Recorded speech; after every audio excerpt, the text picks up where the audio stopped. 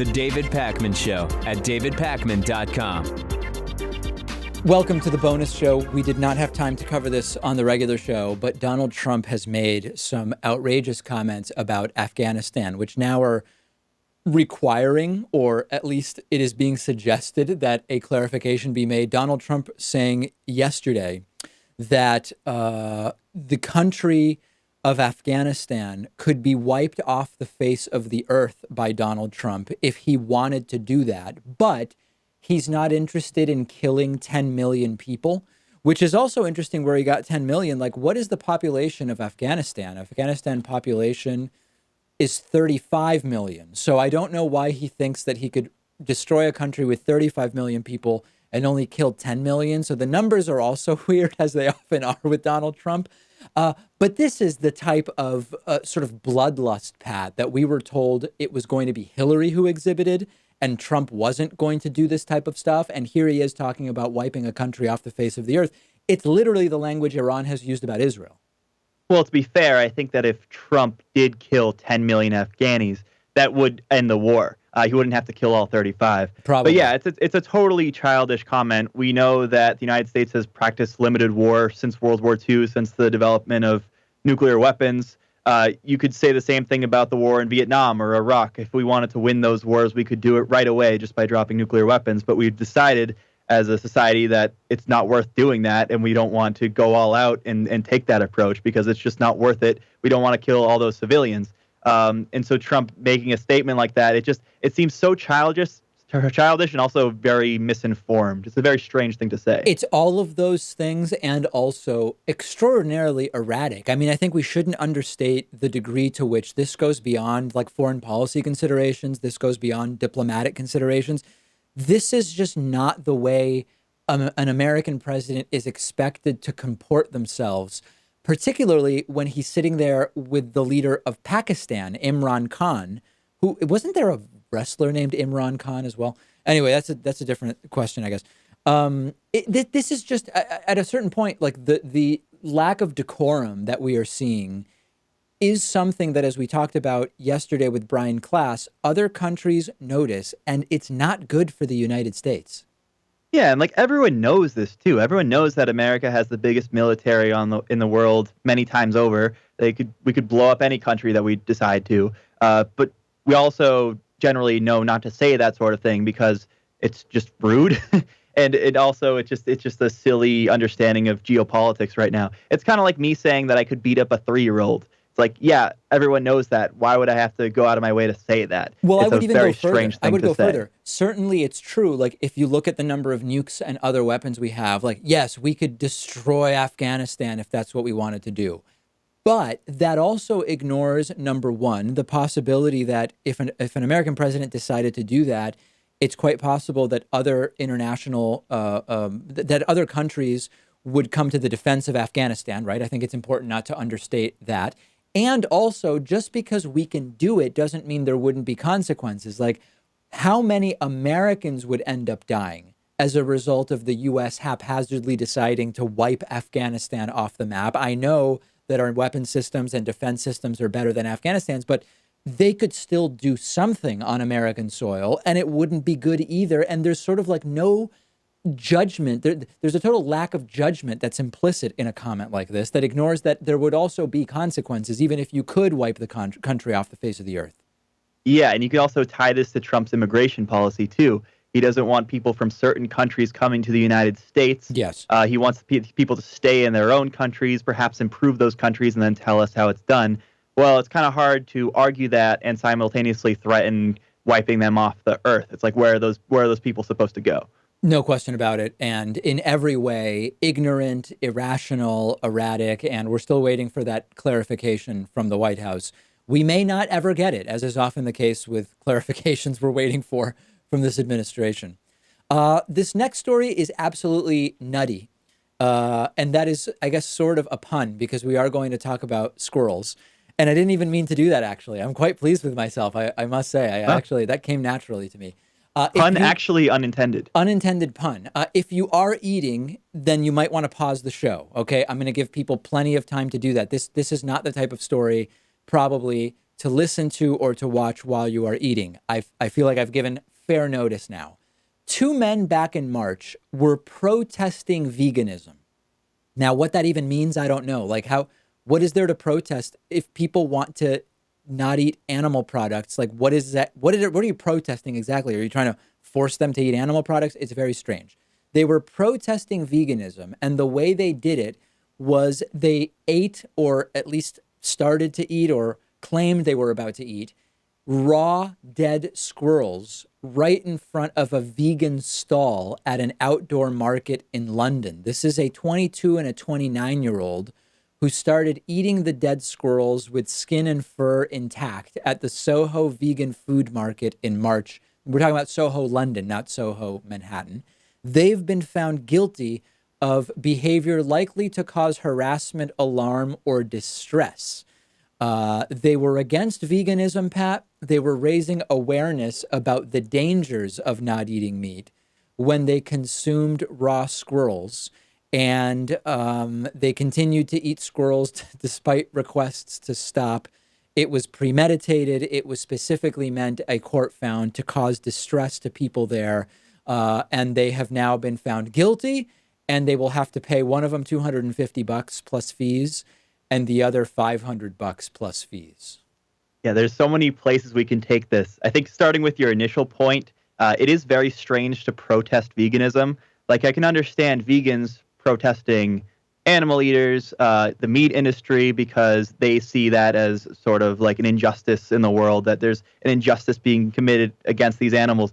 But when you're protesting vegans, it doesn't seem to make any logical sense. Like, there's no ethical dilemma that you're bringing up. I mean, maybe they would argue that it's not a sufficient diet, but then shouldn't just freedom win out? Like, why do you have to go like if your complaint is that doesn't make sense. If your complaint is veganism is an insufficient diet nutritionally, then it's like, well, that's the problem of the people choosing to eat vegan. I don't know why that would make you go and eat raw squirrels.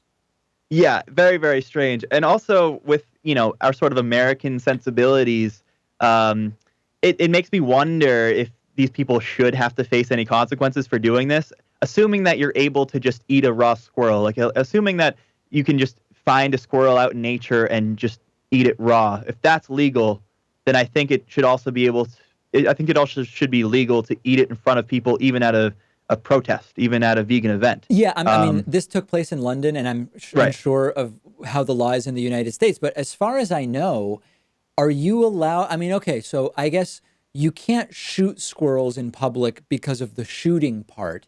But is it legal to trap a squirrel, kill it, cook it, and eat it? I guess I don't really know the answer. Like, are the squirrels protected in some way? I truly have no idea. As someone who eats meat, David, I'm surprised you've never even considered this. Like me, I've never even had to think about this. But you hadn't run into this before? No, I mean, it's not, squirrel meat is not exactly high on my list of things I'm looking to sample, so I've never given it much thought. Yeah, well, getting back to the serious notes about this, the charges about harassment, causing distress, and all that stuff, I guess it has to do with people at the vegan event who were just terrified of what they were seeing, terrified that their children had to see this stuff.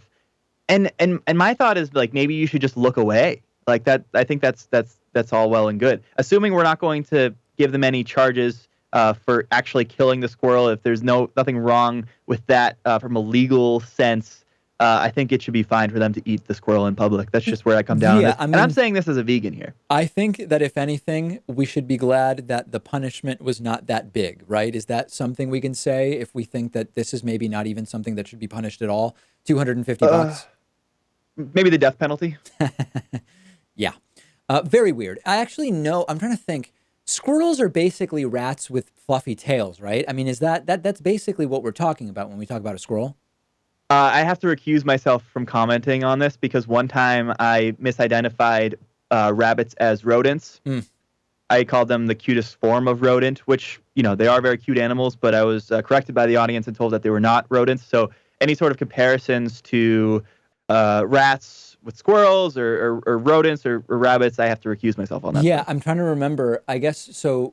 rabbits are not rodents, but aren't they sort of like the cousins of rodents? Like if you Yeah. go up one more level in the family tree, then they have a shared ancestor maybe or something like that? I'm trying to remember Yeah, that. there's another word for the sort of umbrella term that rabbits are a part of, but it's not rodents. Just after a quick Google search here, I'm seeing that they're not rodents, but they are called they're in the mammal order Eulipophilia.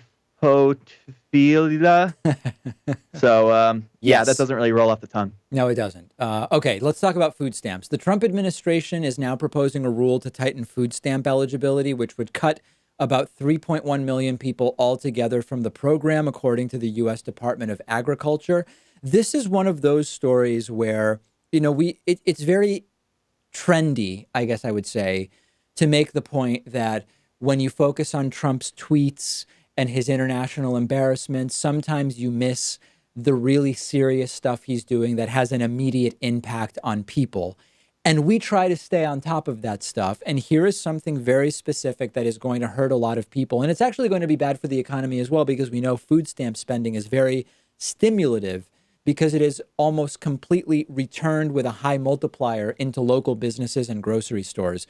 3.1 million people will lose food stamp benefits as a result of these new changes that the Trump administration has been rolling out.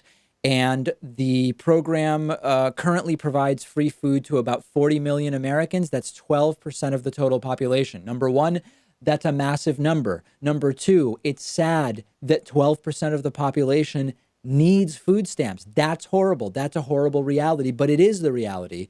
And the USDA is saying this is a money-saving technique, and that there is a lot of abuse going on in the program. But as usual, any social welfare program will have some degree of free riders.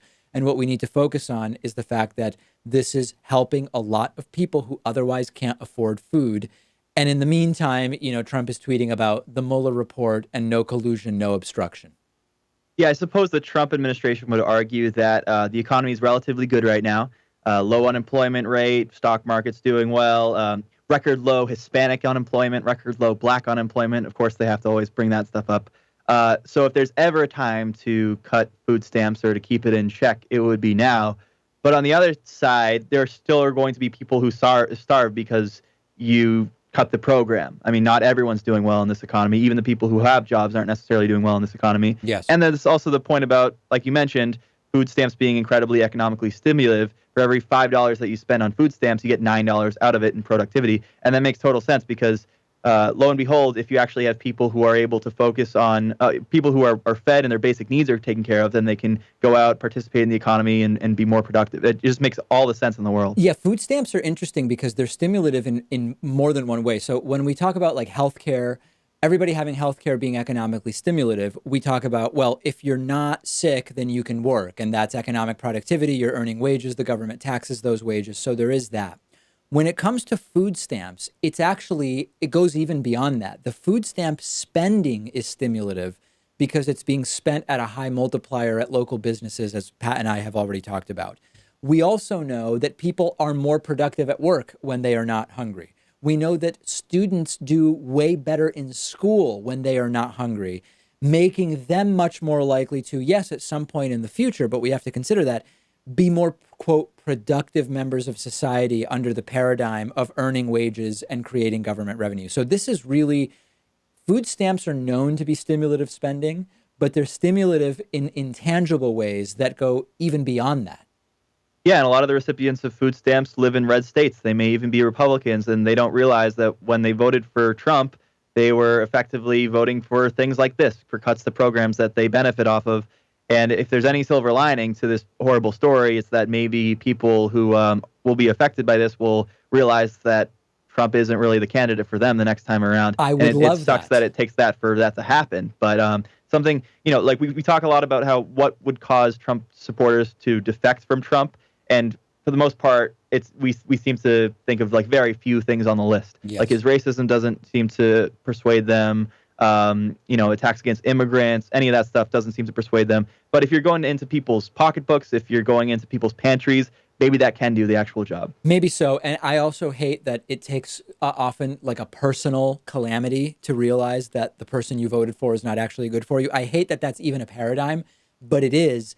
And yet I still don't have any confidence that people who lose food stamps and voted for Trump are going to vote for someone else because there is such a stronger ideological obstacle that is there in their minds to voting for a Democrat or someone other than Trump that sadly, I honestly don't even know that it'll make that much of a difference to many people. Yeah, I mean, even these people affected by this, some of them consider to vote for the Democrat in the next election cycle, to not support Trump anymore because they've lost their food stamp benefits. Yep. And then having talked to people in their communities, maybe their pastors, fellow Republicans in the area, they could be persuaded back into supporting the president because they'll be persuaded by the idea that the economy is doing so well and that they just have to get off their asses and be more productive. And that is unfortunate that way of thinking can win out. And it has many, many times before, and Republicans seem to know this when they make decisions like this one to cut food stamp benefits for 3.1 million people. That does it for today. We will have a new show and a new bonus show for you tomorrow. We're already cooking it up. We're letting it proof right now, and we'll get it into the oven tomorrow. We use a baking analogy for tomorrow's show. Speak to you then. The David Pakman Show at davidpakman.com.